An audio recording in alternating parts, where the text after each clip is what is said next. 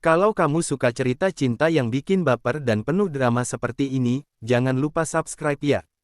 Supaya kamu nggak ketinggalan kisah selanjutnya. Bab 035, Pertemuan yang Salah. Barat, aku mau ketemu sama kamu boleh? Begitu pesan yang Barata terima dari kakak iparnya. Masih tengah malam, tentu bukan hal sepele sampai Annelies mengirim pesan di waktu begini. Pasti ada yang tidak beres. Kapan? Tanya Barata. Pria itu sempat berbalik dan melihat Yami tertidur pulas hanya dengan selimut yang menutupi tubuh akibat perbuatan Barata menyalurkan kewajiban. Kalau bisa besok pagi, aku mau bawa Bianca ke playground. Jangan kasih tahu siapa-siapa. Ini penting. Annelies begitu cepat mengirimkan balasan. Barata menarik napas. Artinya dia juga tak bisa mengatakan ini pada Yami. Tentu saja pria itu dalam keadaan bimbang. Aku harus izin sama istriku. Barata harap Annelies bisa mengerti kalau keadaannya sekarang lain. Aku mohon Barat, kamu tahu masalah aku, kan? Kamu bilang gak akan ninggalin aku. Dan kalimat yang sempat Barata ucapkan menjadi senjata makan tuan sekarang. Annelies menggunakan itu untuk menekan Barata. Baik, kabari aku tempatnya nanti, balas Barata. Pria itu mengatur napas. Mendadak rasa bersalah menyelimuti. Kalau sampai Yami tahu, sudah pasti wanita itu akan kecewa. Dia pasti di rumah terus dan gak akan tahu. Lebih baik tutup mulut. Bilang pun, dia tetap akan terluka. Batin Barata lalu masuk ke dalam selimut dan memeluk Yami dengan erat. Pagi itu Barata berusaha tak memperlihatkan gelagat aneh. Dia sarapan dan pamitan hendak kerja seperti biasa. Pak Galuh datang menjemput. Barata pun masih mencium pipi Yami sebelum masuk mobil. Barata bersyukur Yami tidak menanyakan hal-hal aneh yang mungkin memancing kepanikan. Tiba di kantor, banyak hal yang harus dilakukan. Dimulai dari pertemuan dengan beberapa staf yang menjelaskan hasil audit Kengan yang kemarin sempat ketahuan ada uang minus yang tak masuk akal. Kemudian, proposal dari divisi lain yang mengajukan modal kegiatan mereka. Baru kali ini aku muak lihat uang, ucap Barata sambil merebahkan kepala dengan lemas di atas meja. Karena ini uang milik orang lain, Pak. Lain kalau uang sendiri, jawab Pak Galuh. Barata menunjukkan jempol ke arah pria itu. Tak lama Barata bangkit. Dia kembali pada pekerjaan.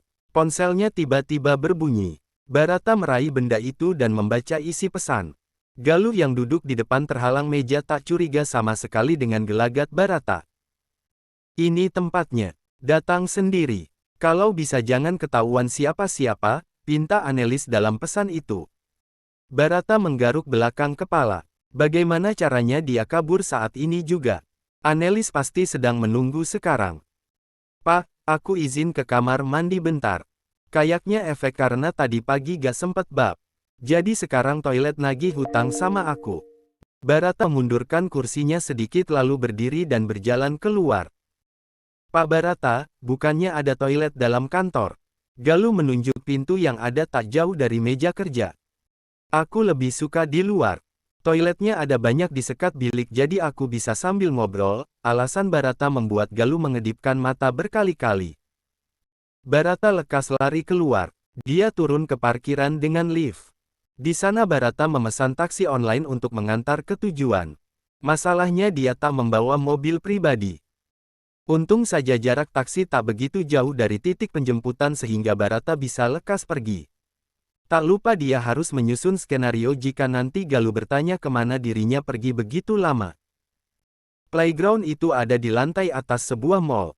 Barata masuk dan mencari keberadaan Annelies di antara orang tua yang tengah memperhatikan anaknya main. Wajah cantik wanita itu terlihat memesona meski berdiri di dekat ibu muda lainnya. Anne, panggil Barata. Annelies melihat ke arah samping. Barata berlari kecil menuju dirinya. Aku nunggu kamu, keluh Annelies. Kamu tahu aku kerja, dan susah bikin alasan lepas dari Pak Galuh, jelas Barata. Istri kamu gak tahu, kan? Barata mengangguk. Ada apa? Tanya Barata. Annelies membuka tas. Dia berikan beberapa kertas pada pria itu. Barata mengecek isi kertas. Dia kaget karena itu struk belanja dan isinya fantastis. Ini maksudnya apa, aneh?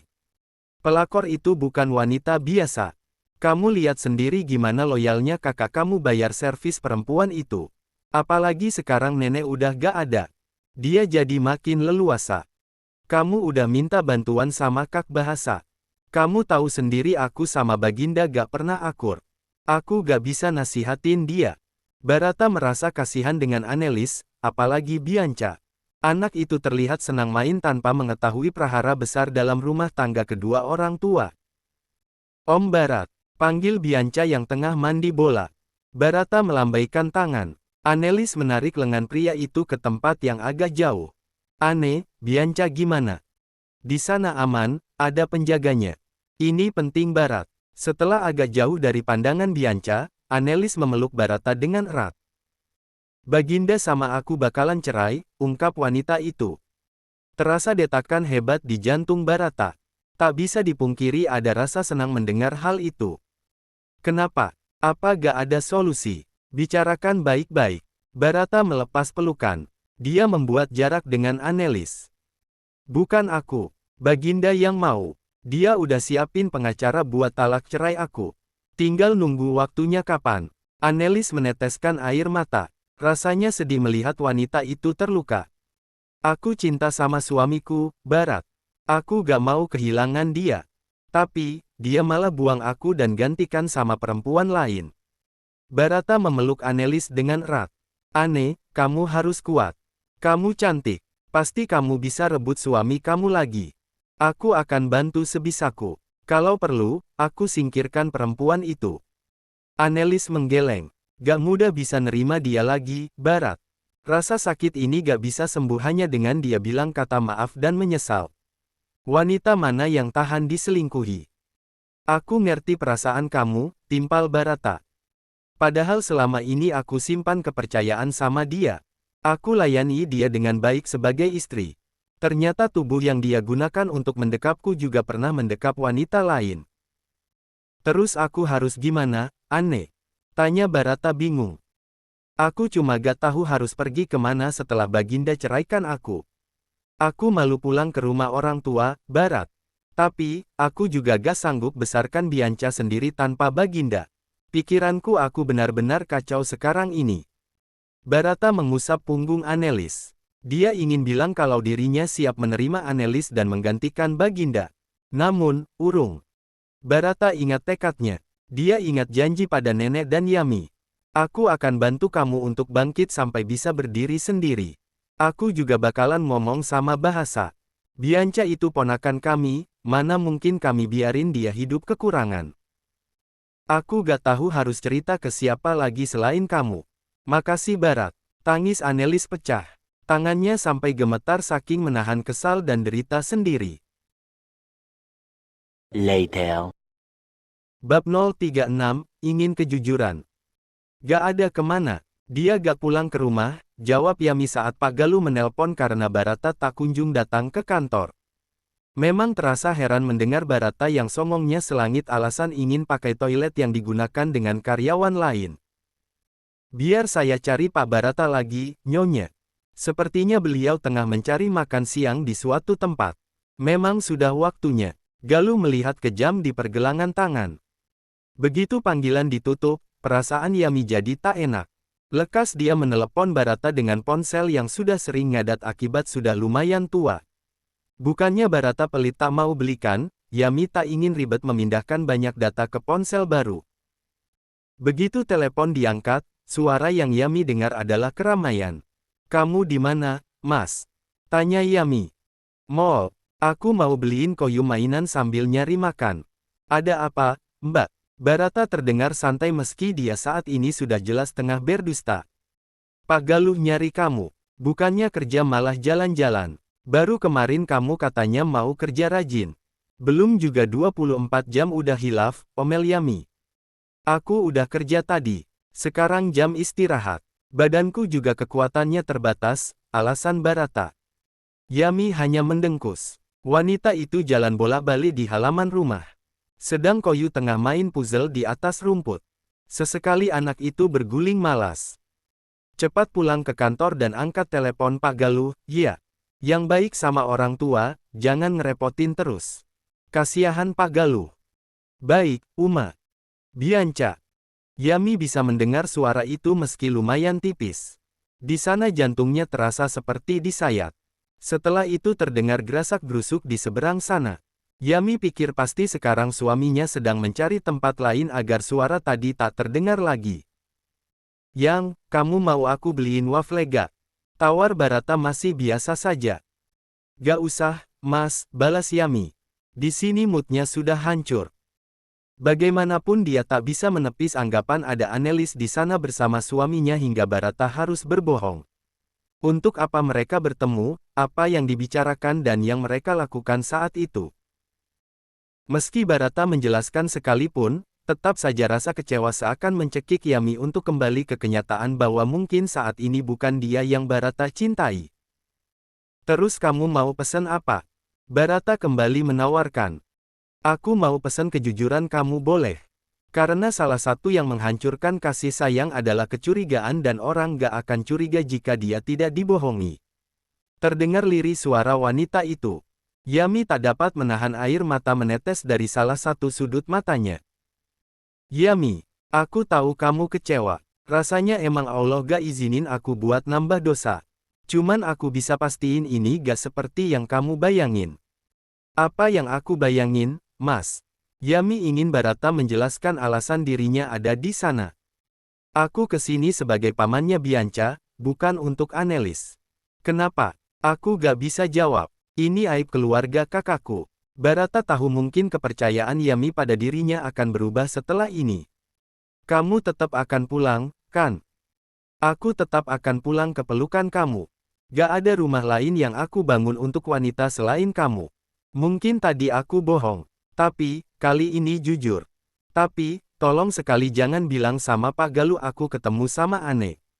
Suatu hari nanti kamu pasti tahu dan mengerti dengan sendirinya. Terdiam Yami cukup lama. Apa aku bisa menerima alasan kamu ini?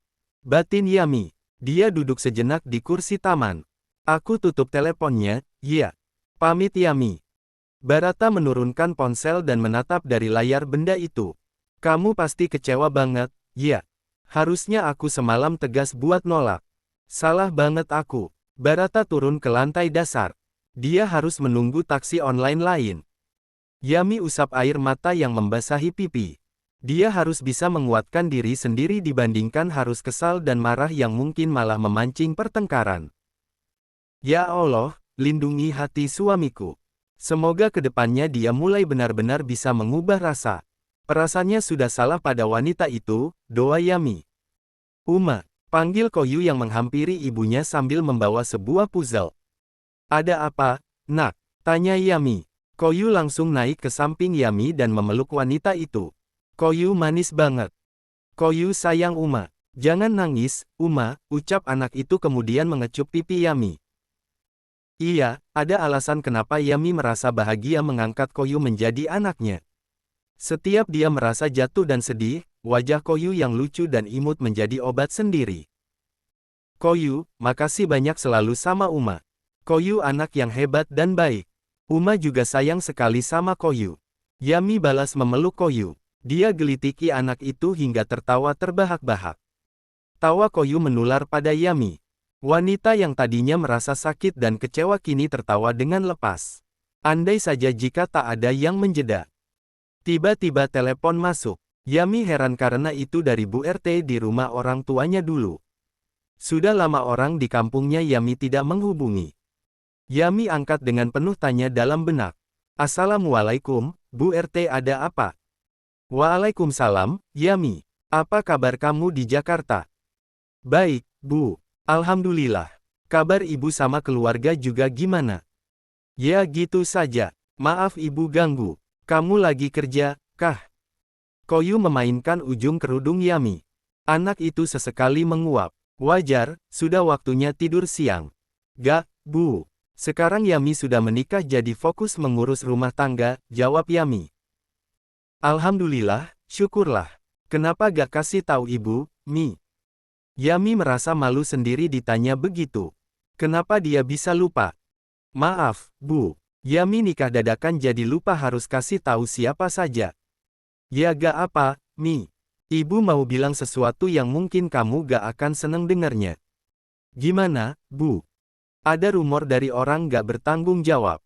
Katanya Nala suka gentayangan, ungkap Bu RT. Astagfirullah. Mana ada orang meninggal nakutin orang, Bu? Dalam Al-Quran juga disebutin kalau orang meninggal akan menemui malaikat munkar dan nakir di alam kubur. Tidak terkecuali. Gimana bisa ada fitnah semacam itu sama kakakku? Ya ibu sendiri gak ngerti ya Mi. Yang jelas orang yang beli rumah kamu udah lama ninggalin rumah. Terus sempet dikontrak sama orang lain, tapi pada gak betah. Katanya suka lihat penampakan. Dan sekarang orang-orang yang lewat sana sering merinding. Yami menarik napas. Kakaknya sudah tiada bertahun-tahun lalu. Begitu tega mereka menyebarkan rumor itu sekarang. Yami bakalan selesaikan masalah ini. Biar Yami buktiin kalau kakakku gak gitu. Ibu boleh kasih tahu siapa orang yang ngaku lihat kakaknya Yami gentayangan. Rupanya ada beberapa orang yang mengaku. Mereka kebanyakan rumahnya tak jauh dari rumah Yami. The next day. Bab 037, Gentayangan. Ngapain pulang ke Bandung? Barata memasukkan handuk ke dalam keranjang cucian. Aku gak terima kakakku disebutin yang enggak-enggak. Yami bersedekap saat duduk di sisi tempat tidur. Terlihat jelas raut kekesalan di wajahnya. Disebutin apa? Barata kini duduk di sebelah Yami. Katanya kakakku gentayangan. Disebutin jadi hantu. Cuman karena dia meninggal pas lahirin Koyu, ungkap Yami. Ada yang percaya. Barata terlihat heran. Buktinya mereka semua percaya sampai bekas rumahku dulu gak ada yang mau ninggalin. Yami melepas kerudung dan ikatan rambut. Dilipat benda itu di tangan. Mungkin beneran. Aku pernah baca di Twitter katanya orang meninggal abis melahirkan itu bisa jadi kuntilanak. Barata malah membuat Yami melotot ke arahnya. Aku cuman ngomong. Yami pukul lengan Barata. Tapi omongan kamu itu nyakitin hati aku, Mas. Omel Yami. Aku cuman bilang mungkin. Emang kalau kesana kamu mau ngapain? Nginep di rumah itu. Aku mau lihat bentuk setan yang mirip kakak aku itu. Kalau perlu ke kuburannya sekalian, tantang Yami. Jangan, kalau kamu dibawa ke alam jin gimana? Aku masa baru nikah jadi duda, larang Barata. Kamu mau temenin aku, Mas? Pinta Yami. Barata memegang tangan Yami. Tatapan mereka bertemu. Sayang, urusan apapun akan aku bantu. Aku gak akan biarin kamu maju sendiri. Tapi, soal hantu lain lagi. Aku masih waras. Ih, lelaki macam apaan takut sama hantu? Yami naik ke atas tempat tidur dan menutupi tubuh dengan selimut. Lagian sekesel itukah sampai kamu lupa marah sama aku tadi siang? Yami langsung bangkit dan duduk bersila di atas tempat tidur. Itu, untung kamu ingetin. Aku gak maafin kamu, ya. Malam ini jangan pegang-pegang. Yami berikan Barata peringatan. Tak tahu Barata harus bersyukur atau tidak soal rumor itu. Sedang Yami kembali berbaring. Barata susul naik ke tempat tidur. Dia peluk Yami dari belakang. Jangan ganggu. Aku benci sama kamu, Mas. Tapi aku sayang. Dicium pipi Yami dengan penuh kasih sayang. Pria itu menepuk perlahan lengan istrinya. Sampai kapan kamu luluh terus sama permintaan Nyonya Annelies? Yami putuskan untuk selalu menumpahkan rasa kecewa itu. Sampai Bianca benar dapetin haknya. Gak tahu, deh. Yang jelas aku beneran gak akan bisa berpikir kayak dulu. Memang keadaan ini bikin aku bisa dapetin dia. Tapi, aku gak sekompulsif dulu. Kenapa, Mas? Aku sadar, gak ada guna ngejar cinta bertepuk sebelah tangan. Terus kalau dia pisah sama Baginda kenapa? Apa itu bikin dia buka hati sama aku atau bikin dia benerin lupain Baginda? Jelas Barata. Dekapannya semakin erat di tubuh Yami. Memang mereka mau pisah? Tanya Yami penasaran. Barata mengangguk. Kamu gak usah khawatir. Aku akan tetap sama kamu. Yang aku butuhin kamu, sampai kapanpun. Tapi tetap aku takut. Tahu gak, setan yang menggoda dan menghancurkan rumah tangga itu sangat kuat. Makanya banyak lelaki yang terjerat sampai selingkuh sama perempuan yang gak lebih cantik dan baik dari istrinya. Apalagi Nyonya Annelies cantik banget. Aku kalah jauh. Suara Yami terdengar serak. Jelas sekali dia sangat cemas hingga rasanya tak sanggup membiarkan Barata pergi keluar rumah. Dia takut pria itu tergoda lagi. Apalagi oleh janda kakaknya sendiri. Kalaupun kamu takut juga, bukannya ada yang lebih menakutkan dibandingkan wanita lain. Kalau aku selingkuh, aku masih bisa kembali. Lain sama maut. Yami berbalik. Kini dia berhadapan langsung dengan Barata. Jangan bahas itu. Aku makin takut. Dipeluk tubuh suaminya. Aku banyak kerjaan di kantor. Perusahaan sahamnya lagi turun karena nenek meninggal. Aku bakalan minta penjaga sama pelayan temenin kamu ke Bandung. Kalau ketemu hantunya, videoin biar aku bantu bikin viral. Malah canda lagi. Omel Yami. Maaf. Tapi beneran menurutku gak usah kamu ngelakuin hal itu. Meski kamu buktiin sekalipun, orang yang gak suka bakalan terus memfitnah tanpa alasan. Mas bener juga, sih. Lagian kata kamu sendiri, kan? Kakak kamu udah meninggal dan sekarang ada di alam lain yang gak bisa sembarang terhubung ke alam kita. Kamu juga udah punya kehidupan sendiri di sini. Fitnah macam gitu efeknya apa buat kalian? Namun, Yami tetap tak terima dengan hal itu. Jadi siang hari saat Barata tengah di kantor, Yami pulang ke Bandung. 4 jam perjalanan akhirnya dia tiba di depan gang rumahnya dulu. Koyu melirik ke sisi kanan dan kiri. Tentu anak itu diajak karena tak mungkin membiarkan Koyu dalam asuhan Barata. Apalagi suami Yami itu kadang menasihati yang aneh-aneh. Ini mana, Uma? Tanya Koyu. Koyu lupa, ya, waktu Koyu bayi kita tinggal di sini sebelum pindah ke rumah nenek, jelas Yami. Belokan demi belokan mereka lalui. Yami ditemani Bilala sedang sopir diminta menginap di hotel terdekat. Yami sudah minta izin pada pemilik rumah yang baru akan menginap di rumah itu. Dia juga sempat bertanya alasan rumah itu kosong dan jawab pemilik rumah hanya karena jauh dari sekolahan anaknya serta ada bagian perlu dibenahi, tapi belum ada uang. Tiba di rumah itu, Yami sempat bertemu Bu RT yang tengah membasahi halaman kering berdebu dengan air. Bu, senang ketemu lagi sama ibu. Yami kangen. Yami menghampiri sambil menyapa Bu RT. Ibu juga. Kamu ngapain ke sini? Tanya Bu RT. Yami menunjuk ke arah rumah. Ceritanya Yami bakalan nginep di sana. Mau tahu aja benar, apa gak rumornya, ungkap Yami. Gak takut kamu, Bu RT yang malah kelihatan khawatir. Gak, Bu. Kalau emang benar, itu kakakku sendiri, kan? Dari kecil aku tinggal sama dia. Kalau bohong, biar enak negur yang fitnahnya. Masuk ke dalam rumah dengan kunci yang dititip ke Bu RT, Yami rasanya seperti bernostalgia. Banyak barang yang sudah tidak ada seperti foto dan barang pribadi. Hanya furnitur di sana masih sama. Rasa rindu pada keluarga kembali menyeruak. Bapak, Ibu, Kak Nala, panggil Yami dalam hati. Bilala diminta Yami tidur di kamar Yami dulu. Sedang Koyu dan Yami akan menempati kamar Nala. Mereka tiba sore hari. Menjelang maghrib tak ada yang aneh. Yami pergi salat, mengaji di sana. Bahkan saat makan malam pun terasa hawanya masih sama seperti dulu saat Yami pergi. Tiba saat malam, Koyu dan Bilala tidur. Sedang Yami masih terjaga. Dia duduk sambil menonton kajian. Yami benar bertekad untuk menunggu hingga jam yang orang bilang Nala sering menampakkan diri, pukul 2 subuh. Hasilnya, nihil. Jam segitu bahkan Yami keliling ke dapur, tengah rumah hingga kamar ayahnya. Ih, apa sih masalah orang itu fitnah kakakku? Biar pagi ini aku samperin ke rumahnya. Mentang-mentang dulu pernah ditolak Nala, sekarang jelekin padahal orangnya udah gak ada. Tegas Yami yang sudah siap perang mulut dengan salah satu tetangganya itu. Oh really?